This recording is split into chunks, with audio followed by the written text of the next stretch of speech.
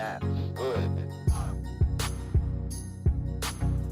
Welcome everyone to season 4, episode 133 of the Premiere Pod. I'm your host Yash Bika, joined by my co-host Tyler Chan. And in this episode, we're back from our week break for Thanksgiving. Hope everyone had a great Thanksgiving. Obviously, during Thanksgiving, a lot of soccer was still going on, especially in the Premier League. And there was some big news that actually came out while we were gone. Oddly enough, it was the sacking of Ole Gunnar Solskjaer. Manchester United decided to make the move to sack him, and they placed Michael Carrick on the interim role. And while the Thanksgiving break that we kind of took was going on, the whole process of like they were basically deciding who was going to be the next interim coach or the next manager for Manchester United. There was a bunch of names being thrown out there, and eventually the name that who has been linked to with Manchester United for a while now and got the job was Ralph Ragnick or Ragnick. Ragnick. Ragnick. I'm trying to say the name, but the last name's tripping me up. But he is the new Manchester United boss, at least for the interim, for the rest of the season. He was given a 6-month contract, and after the 6 months is up, he will be given a 2-year consultancy role at the club, which will basically allow him to almost be a pseudo director of football. And this is basically where Ralph has basically made his money during the past couple of seasons. He has been a manager at RB Leipzig, but if you talk to anyone, there's actually kind of a cool background on him, but he is one of those guys that's really good at kind of overseeing the football operation of stuff and kind of bringing in the right players, bringing in the right coach, putting a big philosophy and having his hand on every single minute detail of the club, whether it's from the academy, the sports science, the data, the coaches, the players, all of that. Ralph Ragnick, he's that guy to basically go in, basically get his hands dirty on every single part of the club and, put apart, I guess, paint his picture or the vision that he wants the club to look like. I think it's a big move. I'm really happy with this move. I think, first of all, I'm excited to see what he does as a coach, because if you didn't know, the whole, I guess, background around him is that in Germany, at least, he's known as the Godfather of Gegenpressing. And if you don't know what Gegenpressing is, essentially that is the philosophy that Jurgen Klopp has made famous, especially at his time at Dortmund, and then bringing it into the Premier League at Liverpool, which is that really high intensity pressing, winning the ball back, basically running rapid for that heavy metal football that we associate with Jurgen Klopp.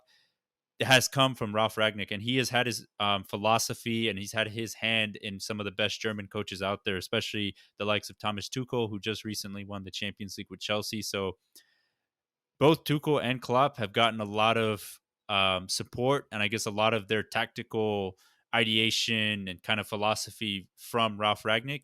Almost, I would compare Ralph to the German version of Marcelo Bielsa, whereas Marcelo Bielsa, a lot of Spanish coaches like Pep Guardiola has kind of gotten a lot of inspiration for his tactics from Marcelo Bielsa. Ralph is kind of the same way when it comes to Tuchel and Klopp.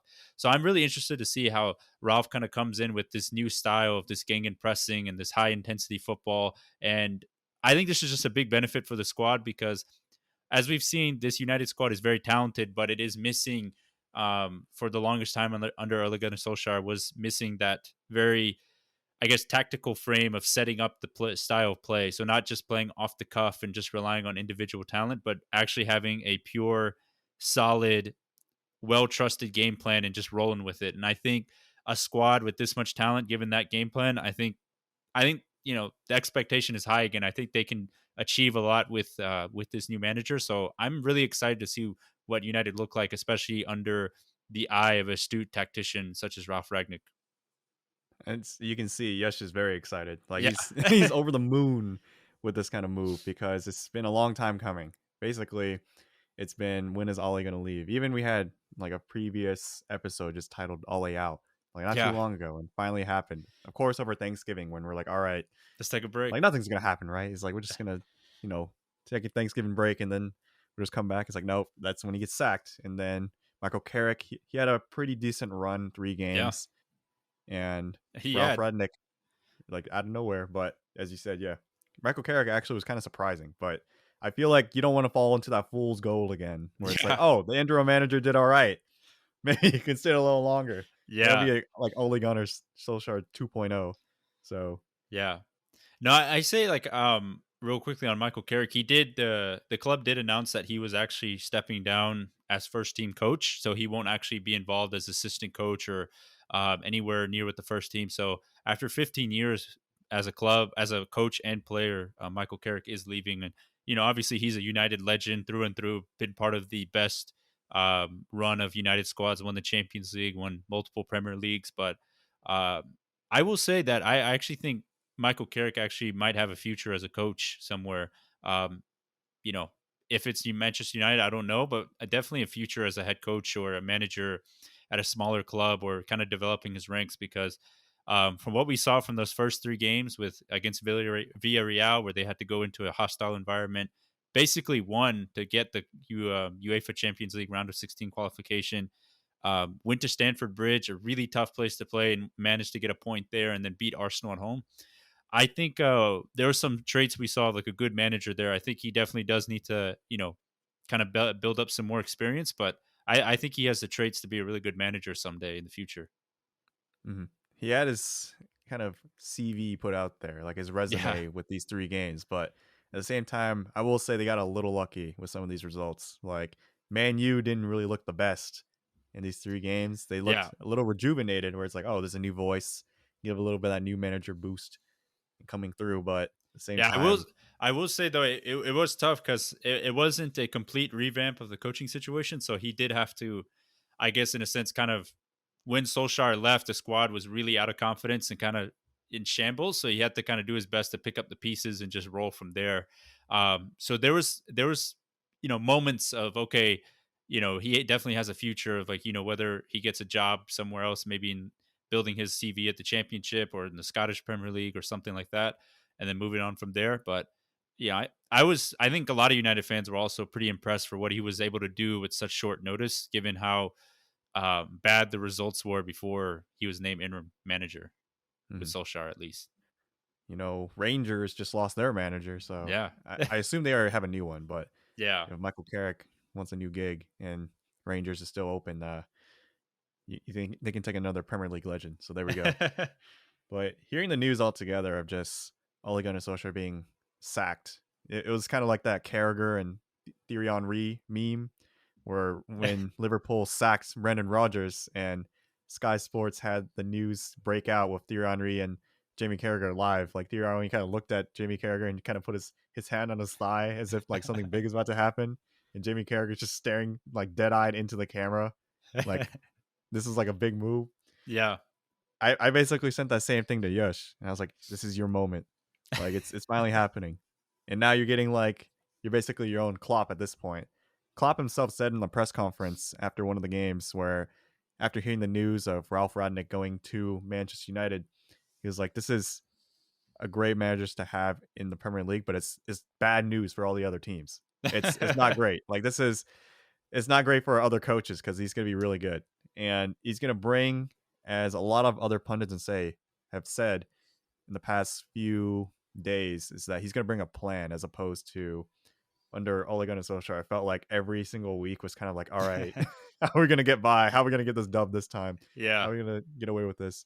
Whereas I feel with Radnick, because of his background, where he's been a director, he's basically had a lot of projects which we're going to dive into in a sec, but like he's a very meticulous man. So he's gonna instill his Gegenpress kind of style into the Manchester United team, kind of bring out players that maybe not getting any minutes that maybe fit the mold a little better, like Donny van de Beek. And basically we're gonna see like a huge we should theoretically see a huge revamp, and it shouldn't look at all like the Manchester United of the past few seasons. This should yeah. be kind of the most different we'll ever see him for a while. And it's Hmm. just gonna be high press, high crazy, potentially high injuries, like how we saw Liverpool under Klopp during his first season. But Yeah, it's going to be a lot different, heavy kind of metal football, as Ralph Radnick himself kind of put. That's his style. Like he hates having possession just to have possession. He likes to make sure if they're off the ball and don't have possession, that they get it back immediately. And once they do have it, they just go high press and just go straight into the opponent's opposition and then just score as quickly as possible. hmm, So it's basically like, I mean, he managed Red Bulls, and it kind of fit the tone with what Red Bull is as a supplement and his style of play. yeah. Everyone's just cracked. Yeah, he also, I guess speaking of some of his experience, he was also a manager of Leipzig when I think they finished, I think third in the Bundesliga, or Hmm. yeah, it was that season when Timo Werner was going off. I think it was like 2017 or 18. But that was kind of the season when RB Leipzig were kind of shocking the Bundesliga and kind of the European world. We're like, oh my gosh, where's this team coming from?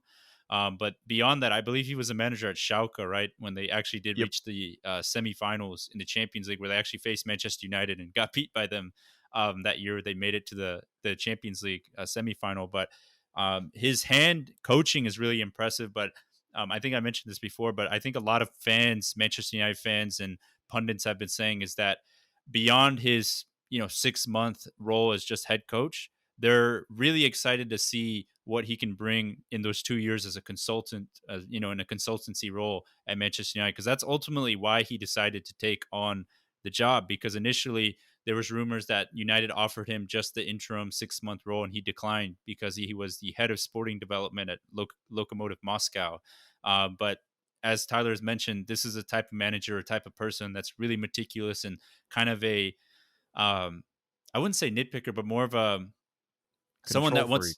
wants. Yeah, yeah, almost like control freak, but in a good way, where he kind of wants his hand in every piece of the pie, almost, where he wants his influence everywhere you see around the football club. And I think this is really good because I would say for the past couple of years, we've kind of seen a shift in Manchester United where I guess when Ole, I guess I wouldn't say Ole, when Sir Alex Ferguson retired, you had a bunch of business people running the club where you had Ed Woodward, the Glazers. They were the ones making all the footballing decisions on who to hire as football manager, who to bring in. And because of that, we saw a lot of weird signings. We saw signings that you signed a Bastian Schweinsteiger who was, way past his prime. You signed, players like Matteo Darmian, Morgan Schneiderlin, Angel Di Maria, unfortunately, he would have been a really good signing. Just the manager and the type of player he was never really fit style wise. You saw players like Alexis Sanchez signed for the club for big money, big money wages.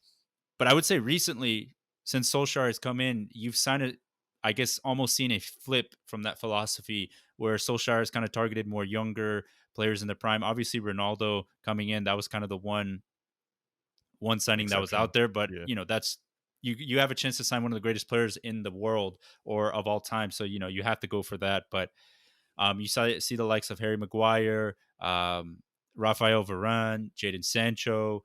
I mean, all these players from top to bottom. You've just seen a big shift in kind of the overall transfer strategy and philosophy, and especially with like Donny Van de Beek. So it's almost like that power struggle of the business people running the club, the footballing side of the club, at least, has kind of made a switch where you see like John Murto and Darren Fletcher running the footballing side of business, and now with Ralph Ragnick coming in, he's going to be even more in charge of like who to bring in footballing wise. And then this is also a big plus because when you have footballing people running the club, you have a kind of same philosophy of what you see on the pitch. Because I think a lot of times the board may have had an expectation of what they wanted, but the people they were hiring to be on the football pitch weren't fitting that mold. Where they were just kind of signing players just to have the flashy name on the back of the jersey to sell jerseys and to kind of give that aura of like, oh my gosh, look, we're Manchester United, we can sign anyone. But I think this is also big because, if Ralph Ragnick doesn't stay after 6 months to be the coach, he can then bring in a coach that will fit the type of philosophy that he will instill in these six months. So, you know, having that consistency is also going to be really important. I think United are starting to find I guess in a sense, starting to follow some of the more modern clubs of how they are run with director of football, the director of football implementing the transfer strategy, implementing the play style, implementing all of that. And, we see clubs like Liverpool, Manchester City, Chelsea, all these top European clubs. Manchester United are slowly starting to kind of, I guess, unglue themselves from the old archaic ways that they used to run things into more of the modern strategy. And, we're seeing that with better signings and also hopefully in the future, more consistent and better football. Mhm. It's ironic that when Manchester United were most dominant, they had like kind of one figure, Yeah. Sir Alex Ferguson. Basically, kind of his hand was in everything. And then now it's almost kind of similar, where although there's still separation of powers, it's still a director, like a sporting director, manager, coaching staff, all of that. Now Ralph Radnick's going to come in. It's like, all right, I'm going to have my fingers in a little bit of everything again. Yeah. And that's kind of his style. Like, he literally, besides his tenures as a manager for Schalke, RB Leipzig, he was also a director for basically all Red Bull teams. So like Yeah, it's Salzburg. He was the one that found Holland to sign for yeah, he Salzburg. found Holland. Erling Holland, that guy. The Norwegian dude. He basically for I like this if it wasn't clear, Red Bull owns RB like Red Bull Salzburg, Red Bull Leipzig, basically RB Leipzig, and also Red Bull like New was York like the Red New Bulls? York team. Yeah, New York Yeah. Red Bulls. Hmm. And there's also a few other teams that just aren't as big, but they're all under basically like the Red Bull Corporation or like they're sponsored by them basically, but they're all under like one kind of umbrella. And Yeah. basically, Ralph Radnick was a director within that umbrella. So he touched a little bit of every single team. So he had his influence on all the teams and a lot of the accolades that would win, like New York Red Bulls winning the Supporter Shield in 2013 or RB Leipzig rising from the fourth division of the Yeah. Bundesliga all the way to the first division was Yeah. also part of his And then take as well. And also, Salzburg mhm, almost being a feeder team for the RB Leipzig, yeah, developing huge talents for them. yeah, like even like Sadio Mane was from there as well, and of course Minamino, Yeah. our guy, Huang Chan, who's lighting Hwang up Hee the Premier Chan, League, was part of the exactly. Salzburg place. And then Shabo Shalai, like the new Hungarian guy. Well, that Hmm. rhymes, but um, but all these kind of players are also sort of in the tenure of Ralph Radnick as well. So like he has made a pretty big impact in this whole Red Bull kind of rise. And we've been seeing, I mean, everyone kind of knows at least one Red Bull team at this point. And a lot of people don't even know RB stands for Red Bull at some points. But he basically was the foundation for kind of bringing all this together. And it's a little ironic too that although he's the godfather of the Gegenpress, he hasn't really had too much success as a manager in terms of like getting trophies. Hmm. Like I'd say most of his success has come from being director and kind of being like sporting director, things like that, kind of more higher level. Whereas when he's a manager, the only trophy he's won is the DFB Pokal, which is like the FA Cup of Germany, and he Hmm. won it with Schalke in 2010. So there's a lot of questions around there. Where it's like, is he the one that can help win trophies at Manchester United? Because clearly that's what they're aiming for. Like they're not bringing in Ronaldo or Rafael Varane and Jadon Sancho and having Rashford and De Gea in at least near their primes to not win any trophies this season or even next season. So Hmm. it's going to be a lot to implement his kind of style and also win within like a quick turnaround because the season ends in like 6 months. Yeah. So he has to basically win something within half a year and also implement everything Yeah. and have like this whole style. Yeah. So Well, I will say that that I do agree those question marks about whether he is, I guess, in a footballing sense, the manager, if he's capable enough of winning. I think what's also going to be interesting is that, you know, realistically, I think the Premier League is out of the question. Maybe there's a slim chance that they could do it if they go on a crazy run, but ideally, but realistically, it's kind of out of the picture. But they still have FA Cup, which is going to be coming up in January, and they are now in the round of 16 of the Champions League. And you have probably, as they like to call Mr. Champions League, the guy that shows up whenever it matters the most in Cristiano Ronaldo.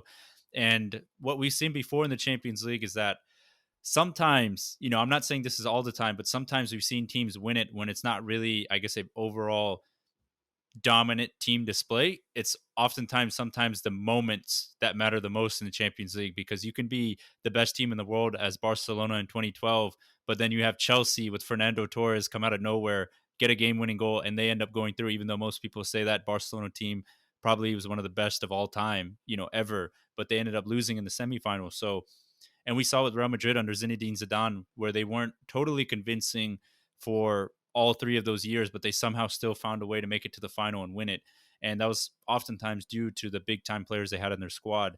And I think the Champions League is one of those games. Like, I know we say Jose Mourinho is like the perfect manager for it because it's one of those like one off games. If you can just win it, you're in. I think Manchester United have the talent to do that because they have a lot of those players that can kind of just pull out a bag of brilliance out of nowhere with Cristiano Ronaldo, Bruno Fernandes, De Gea is capable of making some magical saves here and there. I mean, players top to bottom can make those big moments. So I think it's not out of the question that they can be potential contenders there. But I think the FA Cup would be a good almost equivalent of the DFP Pokal. And I think at this point, Manchester United they just want to have their hands on a trophy because as a fan, it's been a very long time, and we just want to be in the conversation for a trophy again because we've come up Mhm. short quite a few times in the past couple of years. It's like the Dallas Cowboys. They just want one trophy, just something. So seeing Ronaldo hold something at Manchester United, another trophy, that's ultimately the goal for Ralph Rodnick right now. At least the expectations for him, as And what luckily, Yush and I are just yeah, fans looking. and luckily, he did come in at a decent time because there's going to be a lot of fixtures coming up. But also, United are kind of entering an easier stretch of games. They've kind of went through the really tough, rough patch of October where they had Liverpool, City, Tottenham, Arsenal, Chelsea, Champions League matches here and there. They've already qualified for the round of 16. They've won their Champions League group. They just play Young Boys at home, and then they have a pretty easy schedule with most of the mid-table to relegation side teams in the month of December. So I mean, this is a perfect opportunity for Ralph Ragnick to pick up, kind of accumulate a ton of wins, draws, and just basically keep up a good streak of games to kind of see them through throughout the season. But I wanted to quickly point out before this, I know we mentioned Ole Gunnar Solskjaer getting sacked, but I did want to mention um, that I guess I wanted to give my props to Ole Gunnar Solskjaer because I know the ending of his managerial tenure didn't end too hot. He was losing games left and right. Not really the best displays, but it was nice to see that United fans still at the end of the day still respect him because at the end of the day, he's still a club legend that won us the Champions League in '99 when that famous Solskjaer has won it against Bayern Munich. But also, he scored a ton of goals for the club. He is a United legend through and through. And it was pretty cool because at the interview of his exit interview, he started to get a little emotional talking about the project he's built and the team he's kind of laid, you know, he's kind of set the foundation for. And yeah, I just wanted to give my props to him because when Jose Mourinho left, this squad was in full on shambles where it was a complete disarray of like what is a Manchester United side. You had aging players left and right. You had players that didn't want to be at the club. You had out of shape players, and then Solskjaer came in. You know, he basically started a bunch of the things we're starting to see now with Manchester United. He basically was a big advocate of getting a director of football, a head of sporting development. He worked with the Glazers and Ed Woodward to make that happen. He also wanted to make the squad younger, so he worked with those signings to make sure we target the right players to get at the club that are young and can make a huge impact and have a ton of potential. And then he also led the I believe head of science department or sporting, I think it's like the science department at Manchester United, because before that there was no, basically when Jose Mourinho was there was no tracking data of like players' fitness levels or any of that. So when Solskjaer came in, he implemented that in the squad, and now because of that, we have all these figures and this data points to bring off and basically look at players and evaluate their fitness level, and making sure they're eating the right foods to stay at peak fitness. So all of that. This is all down to Solskjaer's reign of like figuring out what was going wrong, and in a lot of ways, he's almost like Ralph Ragnick, where maybe his best days aren't behind the touchline being a manager. Maybe it's actually being head of the football, being a football director, or leading certain parts of the football club, because it's shown that he has the vision to lead these things, but maybe he's not the, I guess, the person to execute it on the pitch. He can kind of put the puzzle pieces there, but he just needs someone else to execute on the pitch for him, because he's done an excellent job of kind of returning Manchester United into a modern football club. Yeah, I'll give my props to Manchester United even giving him like taking the risk and kind of putting him in that position because yeah, Yeah. at the end of Jose Mourinho's reign, you can just listen to our old podcasts.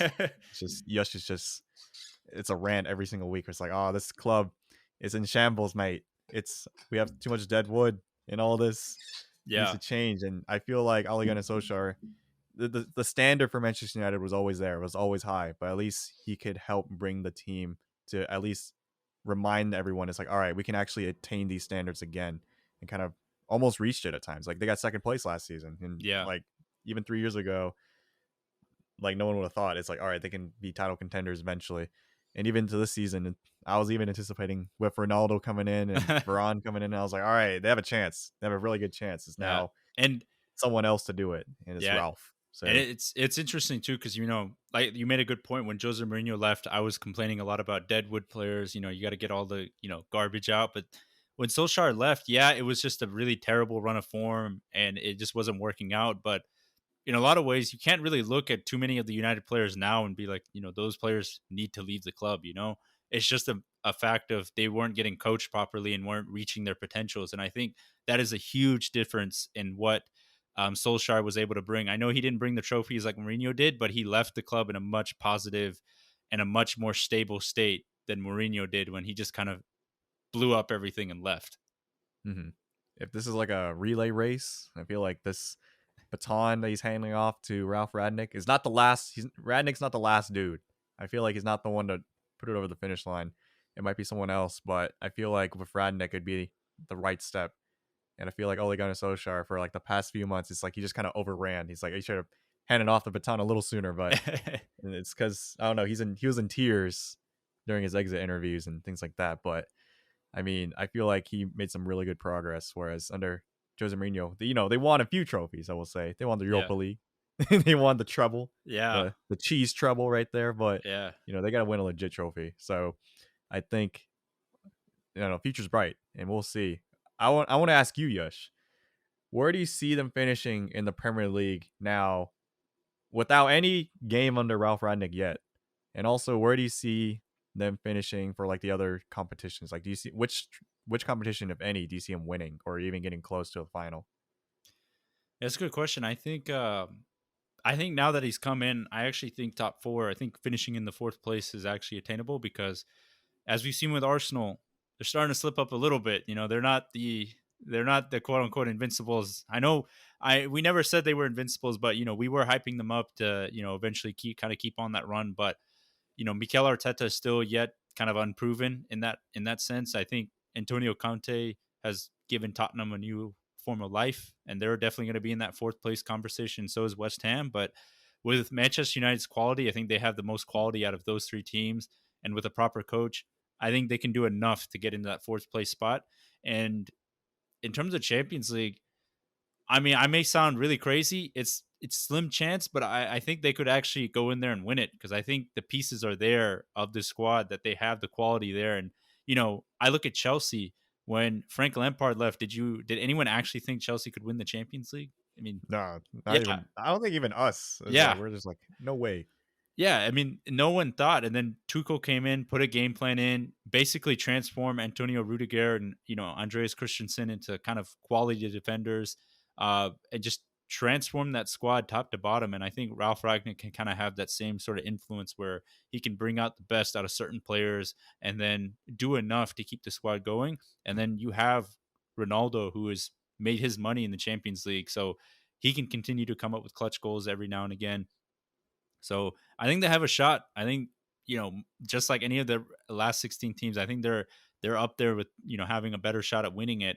And FA Cup, I think, is attainable. I think they can go far in that competition. It'll be dependent on who they draw, but I think they can do well enough to get probably in the quarterfinals or at least semifinals of FA Cup, and then from there, you never know what could happen. So I'm expecting semi-deepish runs in the Champions League and FA Cup for Manchester United because I think Ralph Ragnick, he's going to come in with a plan and just give a big boost for the Manchester United players. So I think having a proper plan and having that boost, I think it's going to carry them a decent bit throughout the season for at least the rest of the season.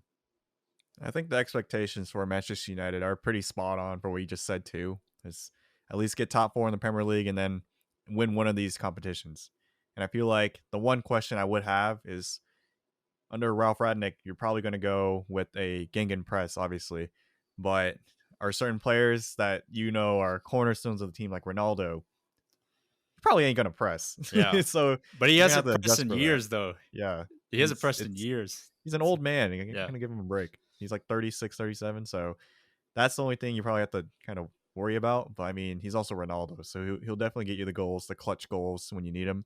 So it's kind of just building the other 10 around, or I guess 9, since one is a goalkeeper, Have the unless you want goalkeeper De Gea to press. press. Yeah, goalkeeper press. It just rushes out a goal. Just hold Y. But basically, that's the only thing I can really think of where hmm it'd be a slight immediate concern with Yeah. this new It style. It'll definitely be interesting to see how you kind of incorporate Ronaldo, because I guess one manager that does impress or does employ kind of a pressing strategy is Mauricio Pochettino, and he was oddly enough linked heavily with the United job before Ralph Ragnick was confirmed. But he has a front three of Mbappe, Neymar, and Messi who don't do any defensive work at all, and essentially they just walk around with the ball when they don't have the ball. But you've seen how having three of those players that don't follow his pressing style kind of hurt the team in terms of what they can do offensively and defensively. But, I feel like I have enough trust in Ralph that, he's a smart enough tactician to figure out what can you do to kind of supplement Ronaldo, or what can you do to kind of protect his liability in terms of not being able to press 24/7. Maybe that pressing has to fall more on the likes of Bruno, Rashford, Sancho. Sancho has done this with Dortmund before. We're playing in that kind of pressing style. Um, so I don't know. It's question marks, but I feel like it'll be interesting to see. For the first couple games, where does Ronaldo play, and like how is he employed as a player under Ralf Ragnick in terms of getting the Mm. most out of him, but also making sure you don't run him to the ground because, like you said, he's 36. And there's also a little difference seeing under Michael Carrick at least Ronaldo getting benched at times Yeah. where he wasn't afraid to bench him. So we'll also have to see how Ralph Radnick goes with his players because under Michael Carrick he wasn't afraid to kind of change up the team, whereas under Ole Gunnar Solskjaer he was very much like, all right, these are my favorite players. They're gonna play every game. Luke Shaw, Harry Maguire, Ronaldo, they're all playing no matter what. So they're Yeah. playing every minute. So we'll see what Ralph Ragnick does this too. Because it's like, Mhm. forget, Manchester United are pretty deep. They're pretty stacked. Like, I feel Yeah. like that's a big advantage that it was not taking full, not taking into full effect Yeah. under Ole Gunnar Solskjaer. Yeah. Because you Whereas have like multiple squad depth players that is, can play pretty much mhm, every position at this point. You would think, yeah, which is crazy. because that's a benefit that you kind of have to exploit. And I Hmm. feel like we'll see what he does. Yeah. But So it's looking promising once again for Yeah, Manchester United. his first game will actually be this weekend, this Sunday against Crystal Palace. So he got his work visa in. He was actually in the stadium when United beat Arsenal today 3-2, but he will be able to be on the touchline on Sunday. So that'll be the first match in the Ralph Ragnick era. So it'll be interesting to see how everything kind of pans out and what happens. But yeah, I'm excited. I think a lot of Manchester United fans are, and we're just excited to see what happens for the rest of the season. But I guess moving I'm on scared. from we'll see what happens. I don't know what will happen. We've been saying that United are back for a couple years now, and it just never ends up panning true. But maybe this might be the time where it actually all comes together. But moving from, I guess, one German manager who had an influence on another German manager, Jurgen Klopp's Liverpool, uh, basically making um, the Merseyside derby. They just dominate the Merseyside derby each year. I feel like I haven't seen Klopp lose one in forever. But they beat Everton 4-1 at Goodison Park. Rafa Benitez on the Everton side, first time on the Merseyside derby as an Everton manager. So a little bit weird to see that. But I know the Liverpool fans were chanting something. They're like, Rafa's at the wheel, or Rafa. Uh, they were basically singing some sort of chant to Rafa, and Yeah. I thought that was just straight jokes because like that's Everton's manager now. So I forgot what it was, but it was just straight jokes that Rafa Benitez is on an 8-game losing streak. I'm like, oh, yes, he's taking them down from within. It's like, I mean, he's a great manager. It's just I don't know what's going on over there on that other side of the touchline with Everton. But the thing I really want to point out too is that this is, I feel like, the first Merseyside derby where an Everton player did not severely injure a Liverpool player. Like, we don't have Van Dijk out with an ACL tear after Pickford jumped on his kneecap. oh We don't yeah, with like have like a Divock Richarlison. Origi, yeah, like a Richarlison, like 2-foot tackling, like Thiago, Yeah, knocking him jeez. out for a few months. Like, yeah, like Divock Origi at one point got his ankle basically sprained from, I forgot who it was, but like it's just, the list goes on. It's just always a scary thing to see whenever you see the Merseyside derby. It's like, all right, please no one get injured. Gosh dang. But 4-1 was pretty dominant. It looked like Everton. This is one of the worst Everton sides I've seen. I'm not gonna lie, even under Rafa Benitez, or maybe it's just a really good Liverpool side. But Liverpool are also on an 8-game streak with 2+ goals, which is also an insane stat just to have out there. Where in the last 18 games they have at least scored 2. Yeah, So, that's a lot. It's pretty cool. and for Everton, they're basically, I think in their last 8 games as well, their last 8 games that they lost, they've only scored 5 and conceded 17. So, I don't know what's going on with Everton. Like, it's a little scary to see under Rafa Benitez, but I mean, we'll see what happens there because like their expectations were to get into Europa League, but that's kind of just being thrown against the wall and just Yeah, just they splattering did right have to there. lose a couple players, and they did bring in a couple of, I guess, free or cheap signings like Andres Townsend, who has Yeah, but come up with some goals here and there, but that's also he's Andres, he's Andres Townsend. I don't know what you're going to be expecting out of him. then they got Uh, Damari Gray, all of yeah, them. Like he scored a goal, but I mean they're sitting in 14th place right now, right above a Leeds team that was kind of struggling for a good chunk of the first half of the season. So yeah. I don't I know. mean, Everton is weird. I think also, um, when it comes to Rafa, at least his last big time job was Real Madrid, I believe in 2016, and he got sacked. I think what in yeah, the that first didn't go couple well. months. Like then that was like when Zidane took over, and Zidane took him to 3 straight Champions Leagues. So I think unfortunately it may be one of those things where kind of like Jose Mourinho, where Benitez is kind of when it hurts to say, but almost like past his prime, where you're just kind of kind of doing whatever type of gigs you want, but I think the way he also sets up and plays is not very suited for the modern type of game where, he's the type of manager to basically keep everyone compact, keep them in a shell, and then just hit on the counterattack. And that's Jose Mourinho's bread and butter as well, where it's, sit on the counterattack, sit on, set up a bus and then hit them on the counterattack. But nowadays with managers like Pep Guardiola, Jurgen Klopp. Thomas Tuchel in a sense is almost like kind of park the bus, but he does implement a very aggressive pressing strategy to win the ball back immediately. Mhm. But these type of players and this managerial style, it's all about high press, get the ball back right away, and then hit him on the counterattack, hit him fast. And Jose Mourinho and Rafa Benitez are more like, let's sit back and let the game come to us and then hit. But I think nowadays it's a little too hard to it's too hard to play that way. And I think we're seeing a lot of managers that do play that way kind of get burned and unfortunately go on long losing streaks because it's just unfortunately just not how the game is played now. Yeah, you seen like prolific managers like Carlo Ancelotti as well. Kind of, Yeah. I feel like you can throw him into that same bin with Rafa Benitez and Jose Mourinho, where they used to be really good managers that would win trophies with big clubs, Yeah. but now it's like man, there's like old news now. So I mean, it's kind of weird to see. It's just look at Everton managers, it's like, oh, yep, it's probably one of those kind of managers. But I mean, besides that, that's just something to keep a note of for Everton, where the standards are pretty good on them, pretty high on them, at least to make it in the Europa League, and now they're kind of struggling to make it into mid-table. Yeah. But back And to it does Liverpool, suck. yeah, I think they have Dominic Calvert Lewin, I think he's been out for like 14 games, I think. He's just been out for a long time. And that when it comes to him and Richarlison, I think Calvert Lewin is a bit better than Richarlison. Where when they do play together, I feel like they complement each other really well because Calvert Lewin is more of the, kind of physical striker, and Richarlison's more play get him behind, use his pace type thing. So I think when they get Calvert Lewin back, it'll be a big boost. But yeah, having Calvert Lewin not there is a big blow to them attacking he also wise. was like their top goal scorer last Yeah, season as he well. was. But man, but for a team like this, you can't be falling apart with one player out.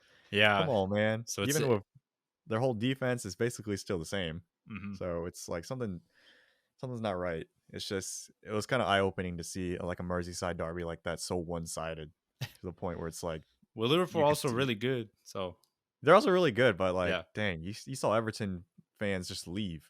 Yeah, after the first goal, some of them were leaving, Yeah, they're like 20 minutes in. Like Damar Gray even scored that goal to kind of and they're bring already them back heading into the out. game. They're already heading out. It was like that Manchester United Liverpool game where it just was an exodus at halftime for all Yeah, those Man U but it was fans. But what I mean, 4? It was 4-0 at that point. yeah, like that would have made more sense. But man, It was 1-0 n- after 2 minutes or 10 minutes, and they were like, "I'm out. I'm I'm out out. of this. I'm done. I'm done." Uh, Gosh, but I mean, Liverpool were. I mean, even when they did concede that goal, I mean, they were just ridiculous. Like after they conceded that goal, they just went on again, like full press, like we're just gonna like hammer you. And then Diego Jota scored the goal.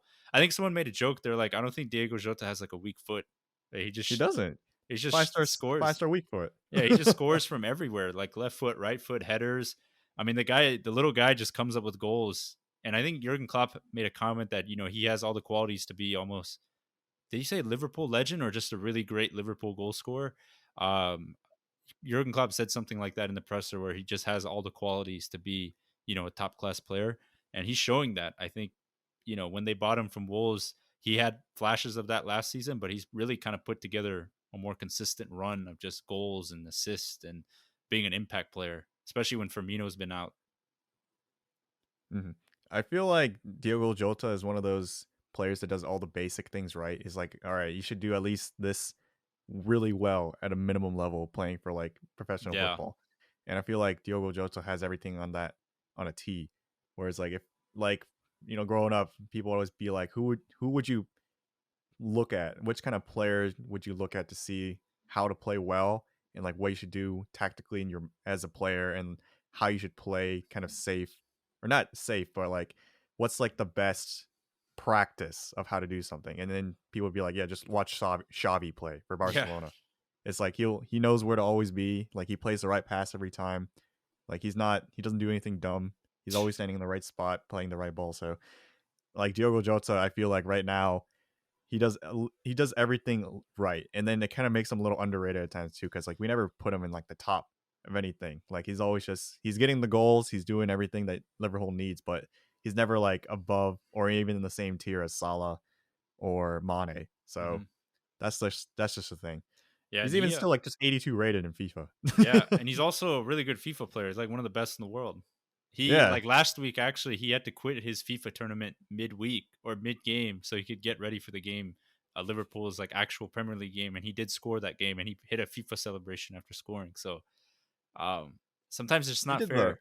this man did the Gator chomp for a Yeah, celebration, and I lost a little bit of respect in him. I was like, man, you can't be doing the UF celebration. yeah, I was like, yeah. He's good come at on, FIFA man. and then also good in real life. It's just not fair sometimes.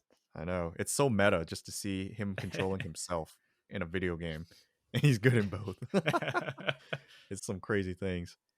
But I also wanted to mention as well, while we're on this topic of just players that are going to have to step up as well, because in January, those two players we mentioned, Salah and Firmino, or not Salah and Firmino, but Salah and Mane, they will be out for the AFCON competition, which is Yeah, basically like the Copa America or yeah. Africa Cup of Nations, yeah, Africa Cup of Cup of Nations. Nations, Hmm. where they have it in January because I guess Africa gets really hot in the summer. Hmm. But actually, no, it's their summer now because they're in the southern hemisphere. Yeah, Yeah, yeah. I but was it's like, always just been in that month. It's always been in mhm. January. So basically, Liverpool are going to lose both players for a good chunk of January, if not the whole month, if they make it really far. And they're going to have a contingency plan. They're going to have Firmino, Jota, and our guy Minamino step up in their place, and Divock Origi coming off the bench a little bit more often to kind of fill that void. Because losing Salah and losing Mane, it's like the two best wingers in the world. It's like this is going to be a little bit rough, Especially but Salah. He's like on fire. he's literally Ballon d'Or for next year. But I mean, Minamino is starting to get a few more minutes, a lot more significant minutes, getting some starts, and he scored his first Premier League goal against Arsenal a Yeah. couple weeks ago. So that's promising. And we don't really talk about rumors on this podcast, but Adama Traore, I saw a rumor that he might come in January for 20 million pounds. I don't know how reliable that source is, but I like hearing it. So, I mean, Liverpool do have the firepower in the war chest kind of in reserves, like very locked up within like 10 chests. I feel like if they really need Yeah. it, 20 million is not that much, but Just go sign they're Timo kind of. Werner. Hmm. Ah, I'd rather get Adama, man. He's one of my favorites. But that's something just to also keep a note of, where it's like there's going to be a lot of games upcoming in December, but when January hits, we're going to be losing those two key figures in that Liverpool team. So that's something to keep in mind. Oh, I'm so scared for that. Yeah, That's yeah, one thing too. I'm just like, I don't know about the title for this season. We're going to lose them both. I think, Liverpool is a good enough club and Klopp is a good enough manager to kind of manage it's two, like you said, it's two really, really big players, and especially Salah kind of being the man carrying Liverpool this season. But, you still have the solid defense behind you. You got the midfield. I feel like Klopp can do enough maneuvering or tinkering to get by with results. And, when they do come back, then it's like full on kick on from there. because other teams will also be losing some key stars. I know Mahrez will be out for Man City, and he's been in some pretty dazzling form this season. And then Mendy for Chelsea, Edouard Mendy will also be gone, so they'll have to play Kepa. And Oh, for what it's worth, I would say Kepa has done a good job in cup competitions, kind of being the emergency relief goalkeeper. But when it comes to consistently playing in the league, maybe there could be some slip ups there. So I think every big team is kind of you know will be strapped for a little bit of their talent. Some of their key players are going to be gone for this tournament. you're giving me some relief right now. And also thinking about it now, I did just roast Everton for falling apart after losing one player. So, you know, Liverpool, don't be Everton. No, Just have you. We have the depth. We should be yeah, fine. yeah, and We have I hope. think also in this game, Henderson scored his first Hmm. Merseyside derby goal. It was He actually a really good goal. scored. It was a great goal. Like left-footed, one touch. He Yeah, just came in stone cold. Like his face coming into the game. He was like, "All right." It looked like he was going to war, which basically this game is usually in terms yeah, of it's the injuries. scary. But it's a scary place, Goodison Park, to Yeah, be as a Liverpool player. yeah, Ugh. but he It's like did. Hey, playing pickup with like randos that are really good. That slide tackle. It's like you never want that. really It's aggressive. like you don't know if you're gonna go to the hospital after this game. Yeah, really aggressive. But hey, you guys did pick up a win. Still in a Premier League title race with Chelsea. Chelsea has a 1 point lead, I believe, over you and City. So the title race, it's a 3 team title race, and it's really, really entertaining to see what happens. It's a lot of drama and basically all tied in the same goal differential. So I mean it's a really good title race. That's all I could say. So Liverpool continuing their hot stride, but I guess moving on last or not last week, but a couple days ago, Tuesday, the Ballon d'Or or the results of like FIFA's Ballon d'Or or not FIFA, France football, like the federation or whatever, their Ballon d'Or, which is given to the best player um, from the French press or the media. They vote for the best player in the world for that calendar year. So like 2021, who is the best player? They had their awards night on Tuesday, so we saw the Ballon d'Or given out, the women's Ballon d'Or, the Copa Trophy, and the Yashin Trophy given out. And if you didn't know, in 2020, the year of COVID, when COVID happened, the French Football Federation they decided to cancel the Ballon d'Or ceremony that year and cancel all awards because of the stoppage in play in COVID. And yeah, basically the stoppage of play ruining things. And I'm sure we all know for all football fans, but if you didn't know, Robert Lewandowski during the year of 2020 had probably his most prolific year of goal scoring, trophy winning, pretty much won it all, won the Bundesliga, won the Champions League, won the FIFA Club World Cup, um, was the top goal scorer in all of Europe, was a monster, and it was all predicted that he was going to win the Ballon d'Or. The award got canceled, and it was pretty sad because he was such a good player. But in 2021, he kept up the same form, won a good amount of trophies, and was still that prolific goal scorer. So coming in to the Ballon d'Or ceremony, it was basically a 3 horse race between him, Lionel Messi and Jorginho. Jorginho only for the fact that he won the Euros, Champions League, and UEFA Super Cup. But really, it was down to Robert Lewandowski and Messi. And the award was eventually given to Lionel Messi because of his essentially carrying a struggling Barcelona team, winning the Copa America, and doing decently well with PSG. But a lot of people still say that Robert Lewandowski was robbed of the award. I don't like getting too involved with the awards in terms of like, who should get what, because I think at the end of the day, they're like, you know, it is cool to kind of be recognized for that. But I think, as we've seen, I think a lot of people are saying that at the Ballon d'Or, at least, or a lot of these football awards have basically kind of become popularity contests. And it's essentially, we're still living in the era of Ronaldo and Messi. So while those two are still playing at a high level, it's really hard to justify other players getting it because unfortunately they've just set such a high standard of what's achievable. And I think a lot of people still hold those two players at such a high regard that it would be hard for another player to kind of break the shackles or break the kind of the current trend. We've seen it with Luka Modric in 2018, but a lot of people felt Robert Lewandowski should have gotten the award. But um, I'm not here there. I feel like both players definitely did deserve it because Messi did deliver Argentina a title after a 28-year drought, which is a huge deal. And that's a really big thing. But I mean, both players are good. I wish there was a way we could just give Robert Lewandowski his award in 2020 and call it a day, so all the argument could stop. But I don't know. I just don't know if it's going to be possible. It's kind of like that reasoning for we should just give everyone an award Yeah. that deserves one.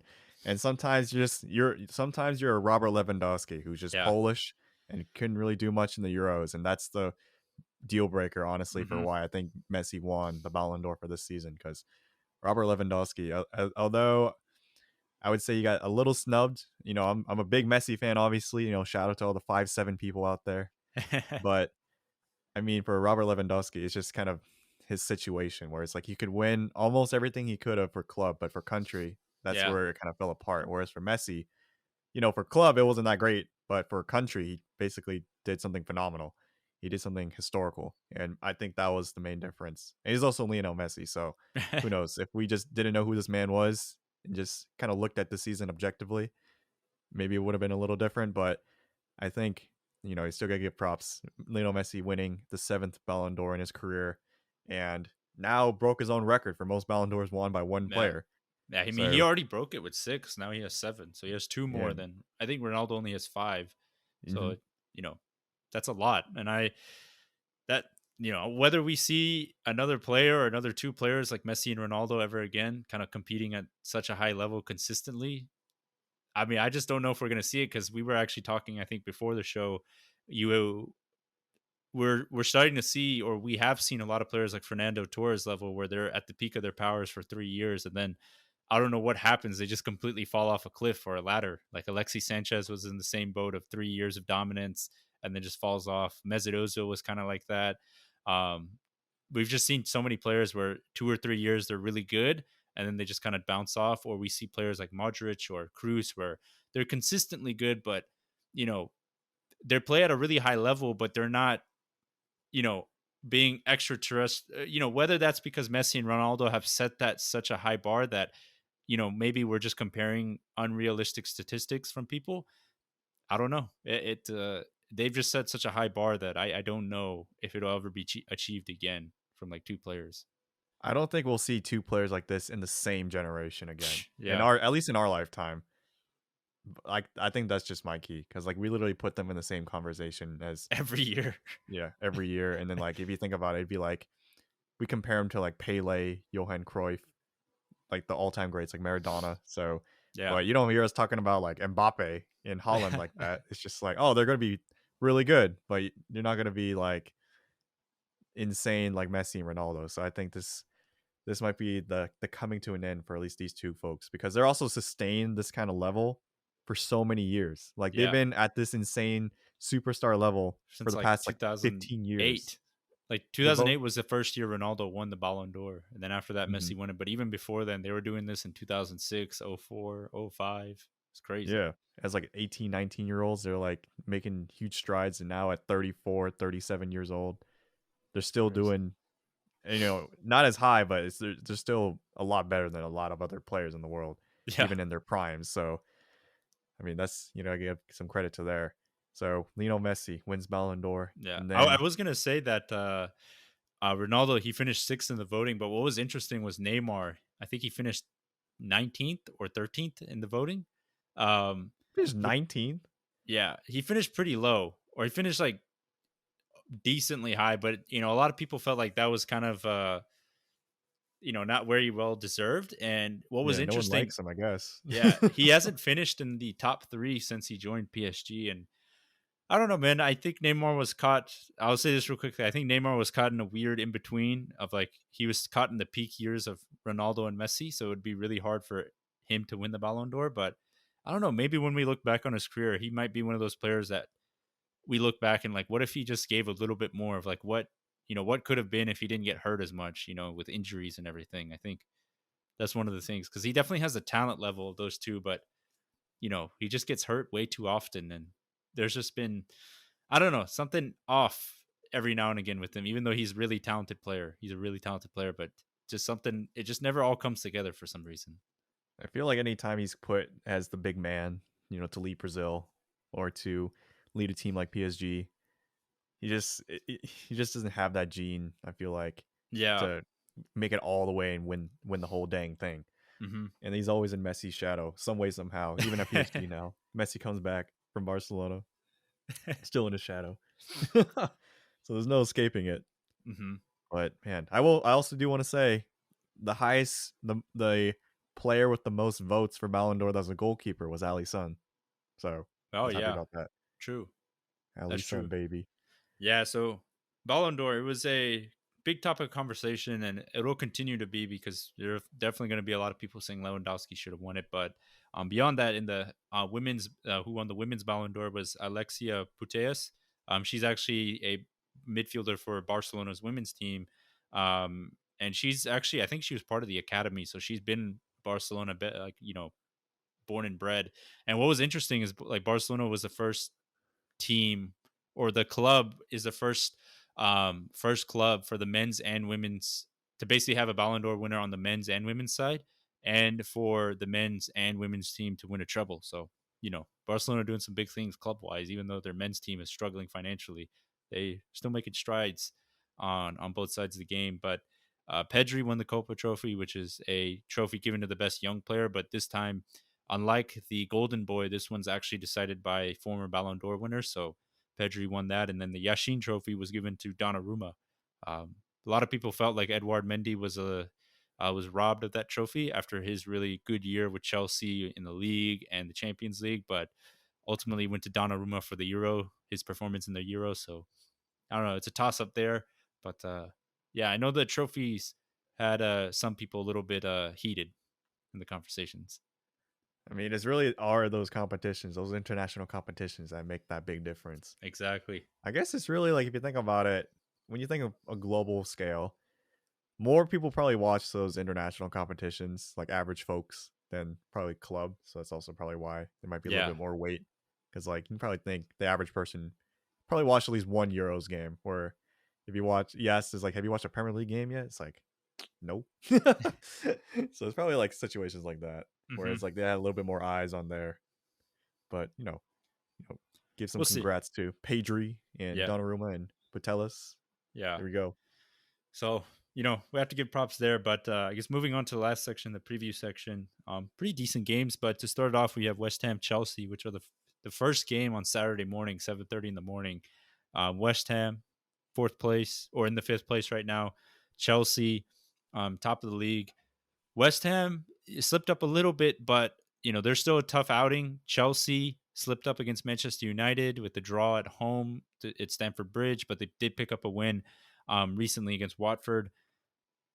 You know, West Ham are a tough draw, but I still have my bets on Chelsea. I think Chelsea can still get a win. I think they'll probably end up winning 2-0. I think Chelsea is going to just make this a very scrappy game. Like West Ham have been, I will say, still, it's pretty surprising how well they're doing Yeah. without Messi Lingard, or in my opinion, because like that's when they kind of turned it around last season when they Yeah. brought in Jesse Lingard. So with Chelsea though, they're still basically first in the table, and they're first in the table for a reason. And it's it's hard to say. Like, even with West Ham being at home, I always like to give home field advantage as like an actual key element to kind of anticipating and predicting what the final outcome will be. But I mean, this Chelsea side is their main point of like I guess like their best aspect is their defense. Like they rarely concede any goals. You can just see Edward Mindy's stats where it's like he plays as many games as he has clean sheets almost, Yeah. It's or like crazy. goals conceded, I should say. Yeah. So I think this will be a really scrappy 1-0 for Chelsea Hmm. because I don't see how West Ham's going to score on them. True, true. So we both got Chelsea wins there. In the Mhm. next game, we have Everton versus Arsenal. Arsenal going into Goodison Park. As Tyler mentioned, Everton are on an 8-game losing streak. Rafa Benitez is not looking too hot right now, but Goodison Park is a tough place to play. Arsenal, they're still good. I wouldn't say they lost all their momentum, but have slept up a little bit after losing to Liverpool. They did pick up a win last week, but then they lost again to a big rival with Manchester United. I still think Arsenal is the better team, but I think Rafa Benitez is going to want a big reaction from his side after getting kind of battered by Liverpool. So um, I think this game will probably end in a 1-1 draw. I think Everton can do enough noise wise with Goodison Park and also aggressiveness and kind of shake Arsenal up a little bit. Hmm. kind of taking into account one of the goals Arsenal scored today against Manchester United in the Premier League was when De Gea was just glitched out on the floor after being stepped on by Fred, and then Emil Smith Rowe just scored an open goal while he was just curled up into a ball. So I mean, Arsenal technically only scored one goal. So hmm, it's hard to say because I feel like Arsenal, they've done really well beating the teams that they're stronger than. On If you just look at the team sheets and just be like, okay, On which paper. team has the better players, and Yeah. the team, and like if Arsenal looks like they have the better players, just based on that, usually they do win. But when they face a top six team or like a team that's maybe going for Europa League, that's when they've struggled. So under that streak where they were undefeated with Arteta recently, Yeah, they they didn't didn't play face a team yeah, they like yeah, they didn't face a team in the top six or like anything like that. That was too crazy. Besides maybe Tottenham, yeah. And but Leicester, they played Leicester, but Leicester were struggling. so it was just good timing right there. But Everton, I mean, this is great timing to face Everton. Like this is probably one of the worst times for Everton to have a big game. So if anything, Everton needs to face Norwich or Newcastle. So I think Arsenal are actually going to win this Mm. 2-0 because under Ramsdale, I will say he's Godsdale with the Arsenal fans for a reason. And even though Arsenal lost to Manchester United 3-2 today, they looked pretty good and pretty dominant for at least the first half. And it's just the second half, you know, they just saw Ronaldo score 2 goals, and then it's like, all right, time to turn up. So I think Arsenal will snag the 2-0. All right. Well, I think it'll end up a 1-1 draw, but Tyler's pulling out the 2-0 Arsenal dub for them. And then finally, kind of a surprising list, but not really given the circumstances of what's the storylines for this game. But it's Manchester United Crystal Palace game at Old Trafford. Obviously, the opponent is not the draw here, but it is the uh, first match that Ralph Ragnick will be under the touchline, where he'll have full control of the team selection, how he sets up the team. This is a kind of a big watch because every Manchester United fan will kind of be glued into seeing how the team performs and who he picks and what happens. Um, I feel like regardless, I feel like with him being on the touchline, Old Trafford's going to be bouncing. Players are going to get a big boost, so I think they'll probably win this game. I would go 3-0. I think they can probably sneak out a clean sheet as well for this game. 3-0. Yeah, That's a big score. yeah, But I agree. I think it'll be something big. Because I mean, like my tests kind of see for their opponent, Crystal Palace, like Manchester United's opponent, Crystal Palace this weekend, will be kind of seeing Aston Villa versus Crystal Palace 2 weeks ago when Stevie G kind of took the realm. It's like, all right, let's see how he does against Crystal Palace. And they won 2-1. And this Manchester United side is on another tier from Aston Villa, if I'm being honest. So like a 3-0, I wouldn't be too surprised. It's like how many can you tack on? It would just be really interesting to see, kind of as we kind of alluded to from this whole podcast, first half of this podcast episode with Ralph Radnick, how the team's gonna play. Like, are they gonna play a completely different style, which is what we're anticipating, and also who gets that starting gig? Because with this kind of like Gegenpress style, not everyone can play it, and not everyone can last the whole 90 minutes. So we're gonna see basically who can survive it and how well they do. yeah, So I'm gonna say 3-0 to Manchester United too. I'll agree. yeah. And also, I just hate Crystal Palace, so a 3-0 sounds great. Istanbul. So yeah, Chris, so I both calling Manchester United victories there, but yeah, that kind of wraps up season 4, episode 133 for us. As we always say, you can give us a follow at the Premier Pod on Twitter and Instagram. You can also watch video versions of the podcast on YouTube at the Premier Pod. And if you listen to this podcast on Apple Podcasts, please, if you feel like it, please give us a rating and review. Any type of review or rating gives us a boost on the podcast platform and helps us get us noticed to more people. And we also saw the Spotify rap that came out a couple of days ago. I'm sure everyone was seeing everyone's Instagram stories and what they were listening to, but wanted to give a big shout out on there. I'm sure, on Spotify alone, but on other platforms, we did see a boost in terms of who was following. Tyler's showing the picture right there. Boost in follower growth and also boost in listenership and people listening and viewing to the episode. So we appreciate all the new people that have joined us for this past year. It's been kind of a crazy year with the amount of games we've played and just the amount of podcasts we put out. But we appreciate all the people after seeing the numbers and everything. We see you guys and we thank you guys for the support on all those fronts. So, um, yeah, can't say enough thank yous in one episode. But as we always say, thank you for listening to season 4, episode 133 of the podcast. That does it for us. Peace. Peace.